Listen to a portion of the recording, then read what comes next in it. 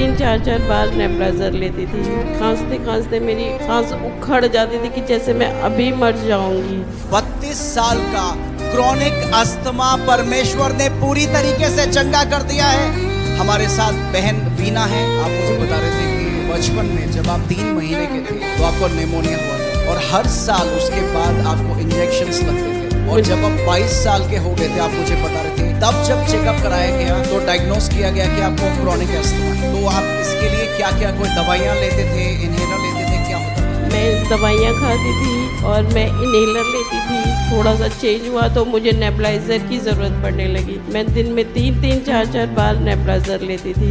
मुझे चलने में दिक्कत हो गई थी, मैं बात नहीं कर पाती थी। खांसते खांसते मेरी कपड़े खराब हो जाते थे, मैं परेशान रहती थी बहुत ज़्यादा। मेरी सांस फूलती थी, सांस उखड़ जाती थी कि जैसे मैं अभी मर जाऊंगी। मेरे हस्बैंड, मेरे बच्चे मेरी वजह से बहुत परेशान रहते थे। रात को 2 बजे उठा देना, नेबुलाइजर लगाओ, मेरे को सांस फूल रहा है। मैं 4थे माले पे रहती हूँ। मैं ऑफिस से आती थी, मैं नीचे से फ़ोन करती थी, बेटा नेबुलाइजर लगा दो। ऊपर जाके मैं नेबुलाइज होती थी। सर्दियों में मुझे बहुत दिक्कत होती थी, इतनी ठंड लगती थी, बहुत सारे कपड़ों में ढके रहना, जिससे मुझे तकलीफ होती थी, घुटन होती थी मुझे बहुत ज़्यादा। मैं सोचती थी कोई तो होगा कि जो मुझे इसे छुड़ाएगा।